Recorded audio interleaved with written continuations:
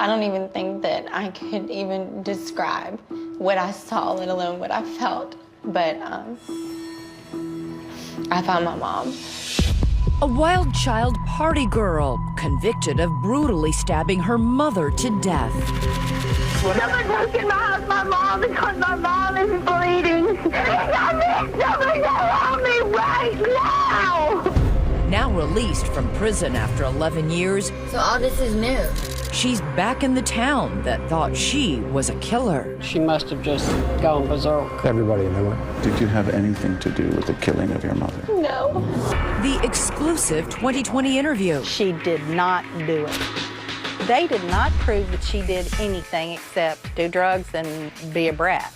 But a lot of people, even family members, think she is a brat who should stay behind bars. Noura said my mom's she needs to go to hell. I heard Noura say, just give me the effing money. Just give me the effing money. There was no rage. There was no money. There was no motive. And there was almost no alibi. That's all we're asking, Noura. Just tell us where you were. So in your opinion, this entire trial was... It was a joke. But the punchline is, Noura Jackson spends 11 and a half years in the friggin' pen.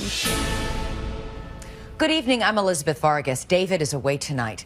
It is a decade-long saga that concluded just this week, and it revolves around a simple question. Did she or didn't she? At the center is a woman named Noura Jackson, and tonight she's free, but her hometown is convinced she committed a crime as brutal as it is rare. So as you watch, let us know what you think, guilty or not. Here's John Quinones. Come to Western Tennessee and you can catch sight of bald eagles, snow geese, and even white pelicans. But on this steamy Sunday morning, we are there to catch a glimpse of a rare species of Memphis jailbird leaving prison. Noura Jackson is officially a free woman today. A woman convicted of killing her own mother. We're good, and off we go into the wild blue yonder. It didn't feel real. I was just really scared that someone was going to tell me to come back in the building. Her name is Noura Jackson, and the astonishing crime for which she served 11 years is just one aspect of her astonishing story. So all this is new? Yeah. Ansley Larson, one of just a handful of friends Noura has left, drives her back into an outside world that's become oddly unfamiliar. And then we got in the car, and the person was in the rearview mirror real fast. You are speedy. Time now for slow, simple pleasures. Sipping a Starbucks latte. Okay, try it now. Exploring a smartphone for the very first time. But where are the buttons? Okay. This is so unreal with me right now. And baby, it's not just for today. I know this. Noura asks to drive past the home where she was raised, the same house where her mother died. You want me to do anything? I want you to keep going. Okay. I'm trying to think of something to say to stop the tears. Let yourself go, baby. Stop trying to control it. It's okay. So many memories and so much pain saturate the silence. Echoes of a horrific murder, a panicked 911 call. Oh my God, please help me, please send somebody. Okay. And to hear Noura tell it, a miscarriage of justice. We, the jury, find the defendant guilty of second-degree murder as included in the indictment. Being incarcerated is tough in itself, but being incarcerated for something you didn't do is something else entirely. Please go back to your seat. It's very unusual to have an 18-year-old woman accused of killing her mother. 18-year-olds fighting with their mother? Very common. 18-year-old killing her mother? Almost never happens. It wasn't supposed to turn out this way. Noura and her mother, Jennifer Jackson, lived in this neighborhood just 10 miles from the raucous barbecue and blues scene of downtown's famous Beale Street. Mom was a successful bond trader, a triathlete, regular churchgoer. She raised her only child as a single mom. The fondest memories of your mother? Birthdays were a really big thing in my house. It's really the little things, you know, holidays. Noura shared these precious photos of happier times together for mother and daughter. She also recalls shopping with Jennifer at the nicer stores in Memphis and says It was Mom's favorite pastime. I don't think there's just one I can pinpoint, but just having a mom, you know, and that's kind of rough. As the only kid among her friends raised by a single working mom, she struggled to fit in. For her part, Jennifer Jackson was by all accounts a very permissive parent. And Noura admittedly pushed that freedom to the limit. I had a good life, you know. I was your typical Memphis teenager, I guess. Well, it depends on your definition of typical. Several people have described your life as one of partying and drinking and drugs. It didn't seem like a big deal to us at the time because that was our life. You know, we did go to parties, you know, we did smoke marijuana, we did drink. Now I look back and I can't, you know, rectify who I was as a 16, a 17, or an 18-year-old. But at 18, Noura still hadn't graduated, bouncing between 5 different high schools and finally homeschooled. She was a brat. Ansley Larson, a family friend who makes her living selling handmade jewelry, saw Noura as a diamond in the rough.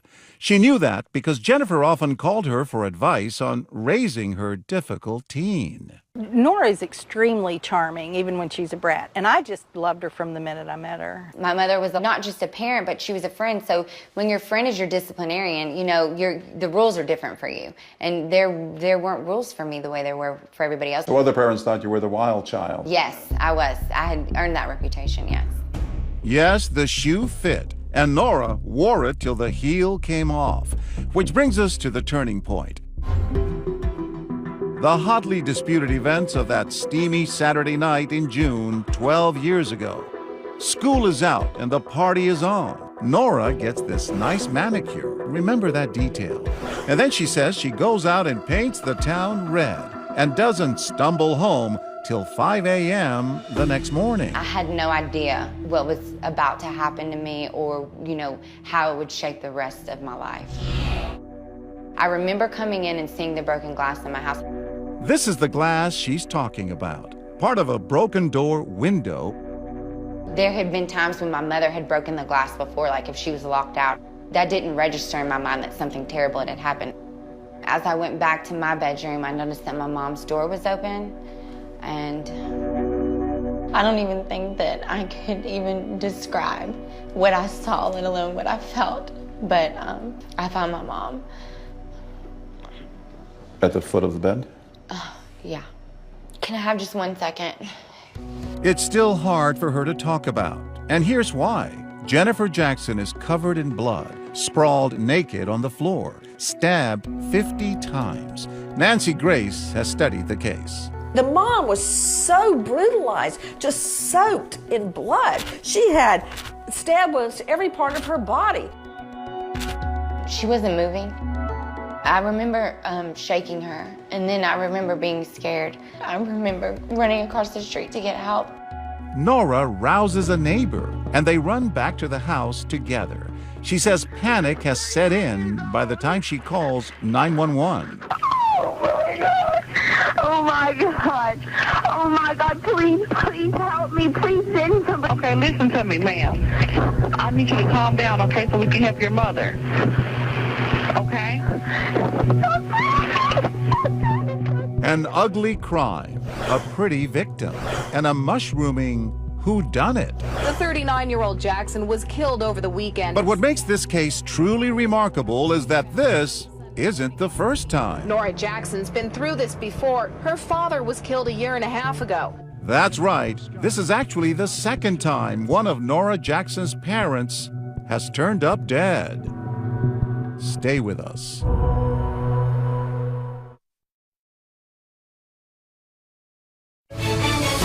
"2020 continues. Once again, John Quinones. As the yellow tape goes up on Jennifer Jackson's front lawn, theories of her murder start blooming like Tennessee passion flowers. Police calling Jackson's murder a home invasion, robbery, homicide. Maybe it's a robbery gone wrong. The house appears to be ransacked, a mess of boxes and packages all over. Yet police soon realize that's because Jennifer Jackson's shopping habit was really more of a compulsion. Nothing was stolen from the home. Nothing was even ransacked or pillaged. But now another disturbing theory emerges, linked to a prior tragedy in Noura's life. Jennifer was divorced from Noura's father, Nazmi Hassania, and coincidentally, Nazmi was murdered as well. Noura Jackson's been through this before. Her father was killed a year and a half ago. We haven't said much about Noura's father because in truth he wasn't around much.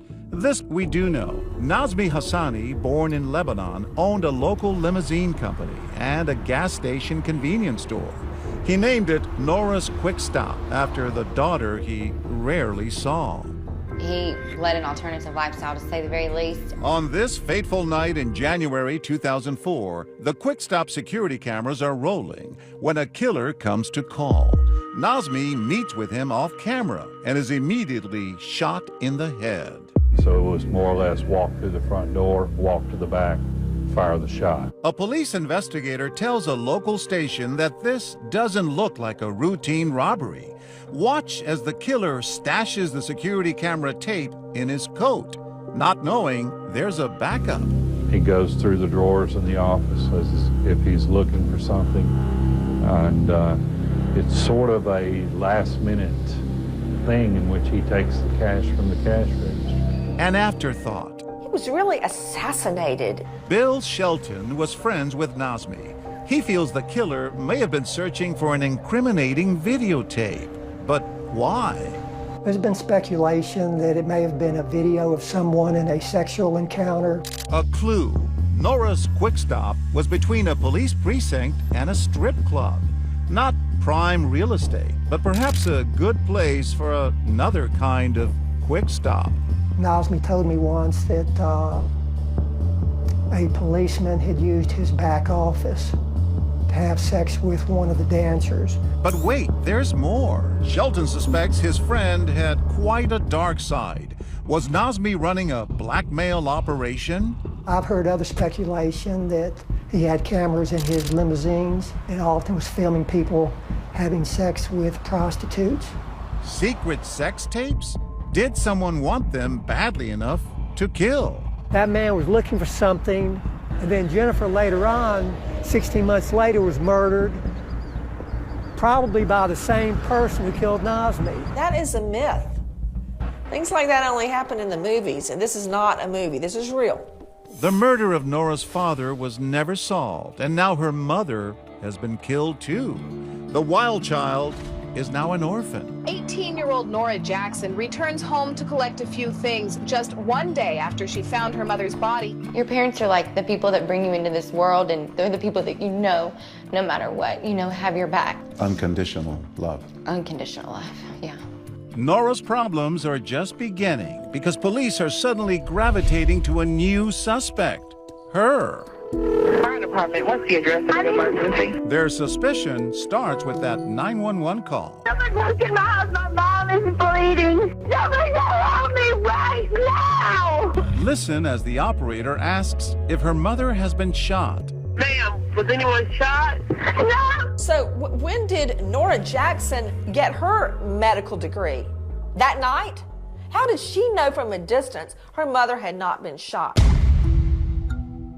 Then, those 50 stab wounds. When someone has been stabbed this many times, the authorities will immediately be thinking, this isn't a stranger. This is someone who was angry and enraged. I know that everybody says that means it was personal. I think it means that whoever did it was scared and adrenaline took over and started stabbing just out of their minds. But now, take a look back at the broken window Noura noticed when she came home. The scene is totally staged. There was no intruder because look at the glass that was broken. Only someone familiar with that home would know that there was a lock, a second lock, up beside the broken glass, but it was only visible from inside the house. Did you break that glass? No, I did not. But there's a much bigger question that trips Noura up. Jennifer Jackson was killed sometime between her last phone call with Noura at 12:20 a.m. and that 911 call at 5. So where exactly was Noura during that time? You were not in that house? No, I was not in that Before house. 5 o'clock? Before 5 o'clock, no. That's what she says. Nora's story to the cops? Her evening kicks off at a local Italian festival. Then she hits 2 house parties. After a phone call with her mom, Noura buys cigarettes at 12:46. Then at 4:20, she buys gas before heading home. But what about this? Between 1 and 3 a.m., Nora's cell phone goes oddly quiet. And then there's this, something she failed to mention to the cops. A 4 a.m. stop here at this Walgreens to buy first aid supplies for a cut on her hand. I could watch that Walgreens security footage all day long. She couldn't stop the blood on her hand. In fact, she takes the paper towel, and it's all on video, away from the cashier and starts trying to staunch the flow of blood on her hand. The most damning evidence, though, Noura, is that videotape of you at Walgreens buying emergency or first aid supplies, the peroxide, the bandages. Right, which is why I probably neglected to tell the police that. I was put in a locked room. They started making a very big deal about the cut on my hand, I just got that feeling that something wasn't right. So no, I was not forthcoming with information, but not because I had anything to hide, but because I felt like I was being looked at. Yes, she was. And 3 months later, the party is officially over for Noura Jackson. She's arrested for her own mother's murder. And even if matricide is a rarity, the good people of Memphis seem to think Noura had it in her. She must have just gone berserk. You know, I don't know. I hate to throw that in, but that's the way we all feel. Everybody knew it. Everybody. Did you have anything to do with the killing of your mother? No. Could it have been that you were high? You said you were smoking weed, you did drugs. Maybe you were in a drug haze and did this. No, I won't deny that. I smoked marijuana that night. We had been drinking, amongst other things, but no, I didn't kill my mother. But now the die is cast, and Noura's hard partying reputation and that controversial cut are about to cause trouble for her in court. The biggest problem for her in this case, what she was doing that night and how she cut her hand. But could that fresh manicure be Noura's best defense? We'll be back. The Shelby County Justice Center in downtown Memphis is about to become a coliseum for 2 legal gladiators. In Noura Jackson's corner, a pit bull of a defense attorney named Valerie Corder, who loves a legal dogfight almost as much as she loves her dog, Beasley. Why would you take this case on, pro bono? I have a soft spot for people who are being bullied or treated unjustly or unfairly. Across the aisle, prosecutor Amy Wyrick, an ambitious, no-holds-barred assistant DA. Amy's a real no-nonsense type, very intense. As the trial starts, Wyrick comes out swinging for the electrified fences. She wants a life sentence. That defendant killed her mother with premeditation. Wyrick calls many of the kids in Noura's circle to the stand. A phalanx of her now former friends lines up to portray her as a girl gone wild. On the stand today, we heard from more of Noura Jackson's friends. She liked to use Xanax bars, pharmaceutical drugs, cocaine, mushrooms on occasion. How much did that hurt her case? Significantly. Noura's friends admitted to doing much of the same alongside her. Most of the stuff they said was true. I mean, she was doing that. But so were they. If the behavior that she exhibited was grounds for mother murder, then why aren't all those other children's mothers dead? They were right along with her. Aside from soiling Noura's reputation, the prosecution raises questions about her behavior on the night of the crime. This is the neighbor Noura ran to for help after finding her mother's body. He grabbed his gun and ran back with Noura. And I got to that front door first, and I took a deep breath.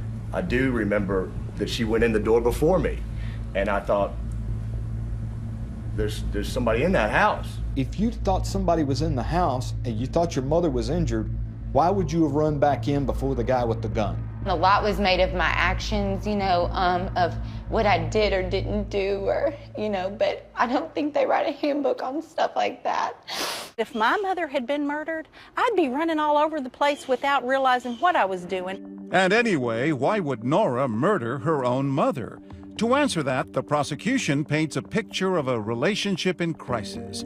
Jennifer Jackson, they claim, was finally trying to rein in her untamed daughter. She was just out of control. Judge Chris Kraft presided over the case. She was shutting down her lifestyle and was going to send her somewhere where she wouldn't be able to have sex and drugs.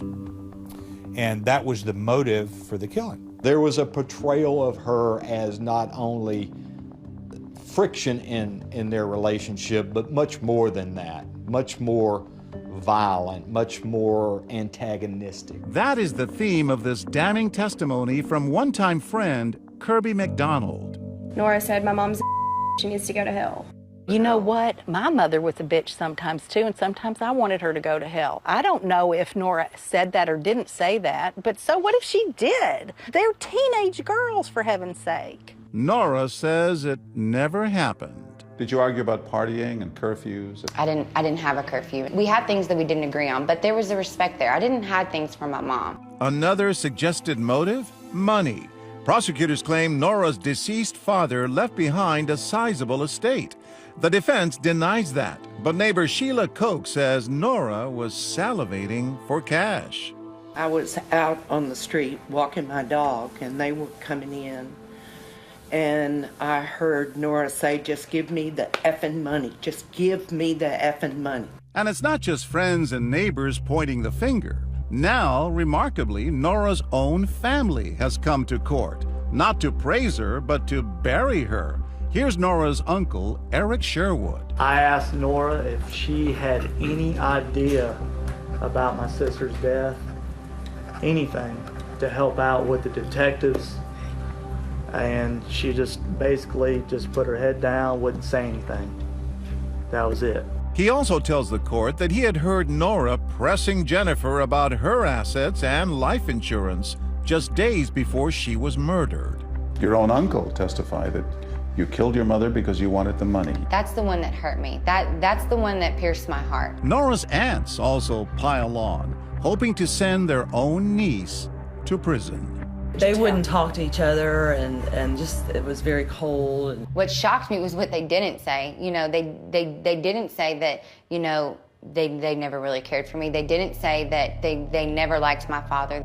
It's never helpful when your family isn't on your side in a case where someone is accused of killing a family member. Noura's aunts say the real reason they turned on her is because she could never explain where she was at the time of the crime. I would have given her any lawyers or anything she needed if she had an alibi and could prove to me where she was or who she was with when my sister was murdered. And she said, I don't know. And now the prosecution's key witness, her quiet, reserved friend, Andrew Hammock, who they hope will blow Noura's alibi out of the water. Andrew Hammock describes his and Noura Jackson's relationship at the time as, quote, friends with benefits. He tells the jury he exchanged calls and texts with Noura around the time of the murder. He says she told him she was at the house and asked him to meet her there. She also left a string of messages. It was throughout the night, and the last thing I do remember when I woke up the morning of June 5th, is I had a text message or a voicemail that said answer. You could talk to you or something. And what about that suspicious cut? The biggest problem for her in this case are her own words, her own differing accounts of how she cut her hand. Let's count. She claimed that she cut it at a tying festival. She told me that she was in her house chasing her kitten through the kitchen and cut it on some glass. She said that she cut it on barbed wire. She cut it trying to get the cat out of the garage. I burned it cooking macaroni and cheese. I've cooked a lot of Kraft mac and cheese, and I've never gashed my hand open and raced to Walgreens for Band-Aids. All these people testified that there were different stories you gave about how you got that cut in your hand? I mean, I gave my statement to the police, and I will allow that to speak for itself. That statement matches the first version, that she cut it at that Italian festival. But then why, prosecutors ask, was there a cover-up, literally, despite the steamy 90-degree heat? For days afterward, wearing nothing but long sleeves that she held in her wrists like this to try to cover up that cut. I mean, what more do I have to tell you? Yes, I wore long sleeves. I was known for that. I mean, my father's Lebanese. I have very, very hairy arms. I used to shave them when I was younger. The battery of witnesses, the wafer-thin alibi, the questionable cut. None of it looks good for Noura. But wait, will DNA found at the scene get her off the hook? Not only was Noura's DNA not found in the room, but someone else's was. Stay with us.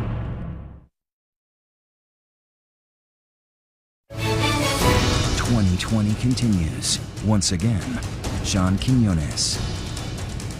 An emotional start to day 6 of the Noura Jackson murder trial.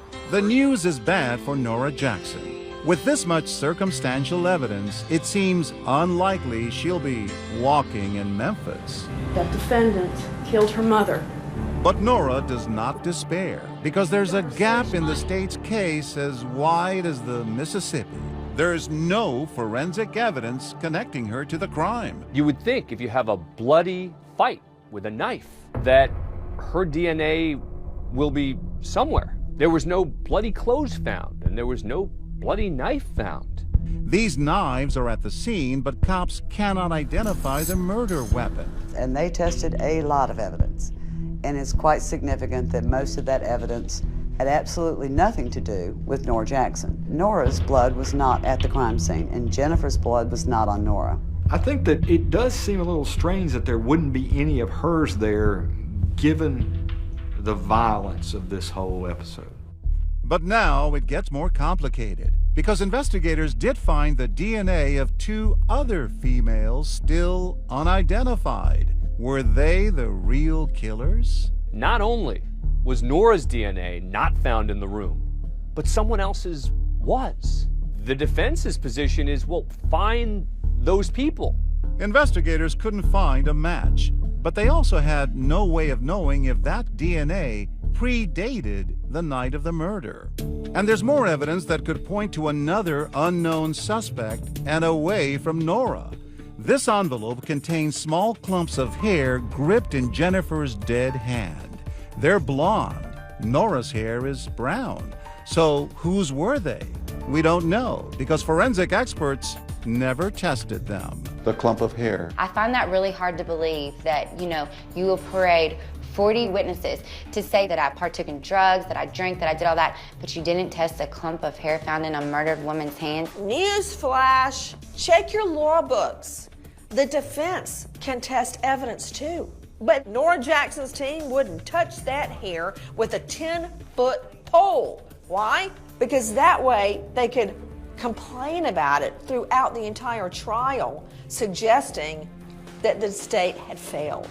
But Noura's lawyer says a test would have been worthless. The hair that was later found had not been maintained in a chain of custody that would have made it worthwhile to test it, because we would not have been able to prove it hadn't been tampered with.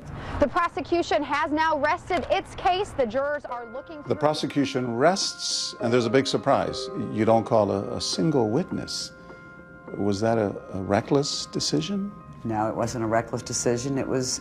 It's very unusual for a defendant to testify unless it's a self-defense case. She wasn't going to testify, but other people could have testified in her defense. So why not put some witnesses on the stand who were friends of her, who would have spoken positively of Noura?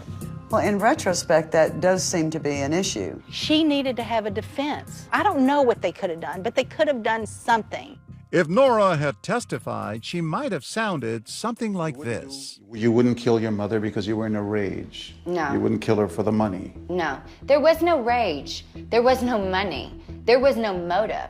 But so one was created. Ladies and gentlemen, this case is about Jennifer Jackson.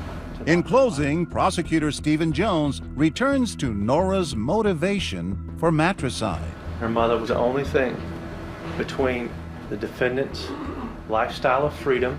She was the only thing between the defendant's father's money and the defendant. She took those knives with premeditation, thinking of one thing. She wasn't going to cut bologna with those knives. She was going to cut the thing that was standing in the way of her lifestyle of freedom. Then prosecutor Amy Wyrick turns to Noura and adds a dramatic flourish that later will have a far-reaching impact. Just tell us where you were. That's all we're asking, Noura. And then there was that manicure. In the defense closing, Valerie Corder argues the condition of Noura's hands is actually proof of her innocence, despite that cut. Her nails that had been manicured the day before were pristine. There was not a chip, a flake, a crack, no blood, no hair, no nothing. Those were not the hands of a child who killed her mother. It just seems logical that you've got all this motion, you've got all this force, you've got blood going wherever. It seems like there would be more of that type of injury than just one cut. Then Corder plays her strongest card, the lack of other physical evidence. But is it an ace? None of Noura Jackson's blood. Pillow. None of Noura Jackson's blood. This doesn't prove it, this doesn't prove it, this doesn't prove it. Comforters, dust ruffles, other items from the bedroom. None of Noura Jackson's blood. And she ended up with this pile of evidence over here. The only place they found Noura Jackson's DNA was in the sample she had volunteered to them. It wasn't on any of the evidence. I remember that being fairly effective. She a diabolical, premeditated killer who's brilliant and leaves absolutely no blood in the scene? Or is she some drug-addled, foolish teenager? Can't possibly be both. Your best hope if you're the defense isn't that the jurors say, there's no way she did it. Instead, you're hoping they say, yeah, I think she might have done it. But that's not proof beyond a reasonable doubt. When we return, there's a verdict. But is there justice? How the prosecutor winds up on the hot seat. We really like to talk to you about this. Why can't we sit down and talk to you? And make an appointment like everybody else. Stay with us.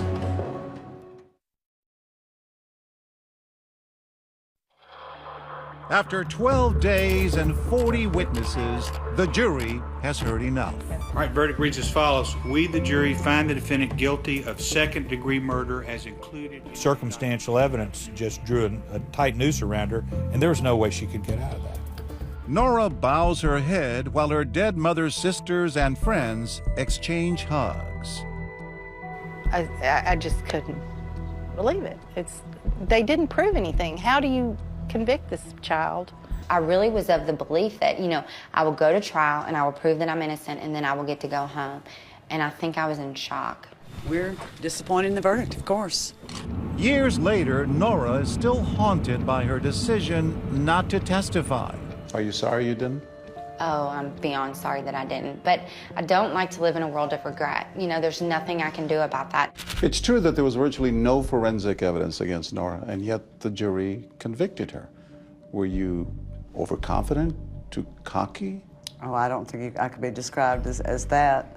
It was very difficult to sit through 2 weeks of family members, friends, neighbors, and other people focusing on behavior that did not prove she had killed her mother. During the following years in prison, only Ansley and a handful of other friends visit Noura. Does it toughen you? Made you a tough person? Yes, it's definitely survival of the fittest. Valerie Corder never stops fighting for Noura. Over the next 11 years, while her client is doing her orange is the new black thing, Corder appeals the case all the way up to the Tennessee Supreme Court with newsworthy results. Here's more information on Noura Jackson's case. Remember prosecutor Amy Wyrick's big law and order moment? Just tell us where you were. That's all we're asking, Noura. Those words, according to Corder, violated Noura's constitutional right not to testify. It was a rhetorical question, but the Supreme Court, in their wisdom, decided that that was a comment on Noura's choice to remain silent. And remember that key witness, Andrew Hammock, the only one who put Noura at the crime scene? Well, it turns out the prosecution never disclosed this contradictory statement. He had written a handwritten note saying, oh yeah, I was totally drugged out in high as a kite at the time, so I don't remember it that well. He was rolling on ecstasy, he wrote. We now know that his altered memory and misstatement of the evidence is rather clear. The Tennessee State Supreme Court ruled last night for Noura Jackson to get a new trial. Oh my God, I was ecstatic. I didn't even believe it. I was watching television in my cell, and I saw my name, and it said Noura Jackson to receive new trial. And I mean, I can't even begin to express the emotions that I had. Recent news that she's getting a new trial has Noura's supporters saying it's about time. So in your opinion, this entire trial was... It was a joke. But it wasn't a joke, because the punchline is Noura Jackson spends 11.5 years in the friggin' pen. For something... And she did not do it. Now a retrial looms, but it doesn't look like that throng of prosecution witnesses is too eager for a repeat performance. Other witnesses have indicated to us that they were not cooperative and not willing to come forward. So both sides compromised. Jackson and her attorneys accepted a plea deal from prosecutors of voluntary manslaughter, avoiding a potentially lengthy new trial. Noura signs what's called an Alford plea. An Alford plea is a sort of bizarre legal option. She basically said, I will accept responsibility for this, I will take the punishment for this, but I have to be able to say that I didn't do it. I'm not going to admit guilt. It counts as a guilty plea, and it counts as a conviction, so that under the law you're guilty. It's very likely that it would have taken another year, if not 2 years, to have gotten her case to trial. It is a way to end this decade-long drama and trauma, to be able to leave prison and begin your life. I felt pressured, and I wanted my life back. Still, it takes another 15 months until Noura is finally sprung from the big house. She was greeted by her friend with a long, emotional embrace after more than a decade behind bars. As for Amy Wyrick, she's now the county district attorney, but found herself facing ethics charges from the state. Prosecutor Amy Wyrick is up on charges of professional misconduct. She's refused to give us an interview, so we're waiting here to demand answers. All right, let's go. Ms. Wyrick, I'm John Quinones with 2020. We'd like to talk to you about the Noura Jackson case. Not right now. We've been trying to get in touch with you. The state has called for your public censor for botching that murder case. It's not a fair assessment at all, and it will play itself out in the appropriate forums. Your trial errors either sent an innocent girl to prison, or they let a killer go free.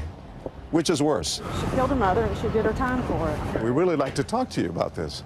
Why can't we sit down and talk to you? You can make an appointment like everybody else. We tried. Judge Kraft, on the other hand, is happy to discuss the case. I thought Noura Jackson had a very fair trial. And she was obviously guilty, and I ruled she was obviously guilty.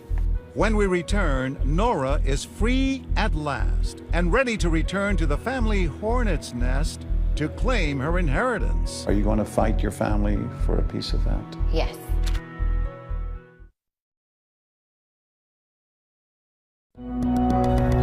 The morning of her release from prison, Noura walks into Ansley's house, her new home, one of the few places in Memphis where she's still welcome. I want to go outside, can I? Yeah. They've always had a great backyard. It's just so nice to be able to go outside if I want to go outside and to not, have to get someone's permission. Then they visit Target to shop for some new clothes. I like the shirt. Yeah, that looks good. I love this shirt. Noura didn't have a mother anymore, and her family turned on her. Shame on them. I'm sorry. Trying to restart her life, Noura begins a job in the kitchen of a nearby bar and grill. Having earned her GED in jail, she's applying to colleges now. Your mother left an estate that's worth about $1.5 million. Yes. Are you going to fight your family for a piece of that? Yes. Since we spoke to Noura, she's settled with her mother's sisters for a portion of that estate, though the amount is confidential. She may have some of the money, but she hasn't won over many of her critics. Yeah, she did a few years behind bars, but she basically won the lottery on this one. She walked free on her mother's murder. How often do you think about your mother? Every day. Every day. But more than anything, I wish I could talk to her. I think she'd be proud of who I am. You know, my home was my mom. You know, it wasn't a house, it wasn't clothes or a car, it was my mother. Just this week, disciplinary charges were dropped against prosecutor Amy Wyrick in exchange for her accepting a private reprimand for her conduct. Our question for you tonight: would you have taken that Alford plea amounting to a guilty conviction just to get out of jail? Or would you stay in and fight to prove your innocence? Let us know on Facebook and Twitter. Thank you so much for watching tonight. I'm Elizabeth Vargas. For David and all of us here at 2020, good night and have a great weekend.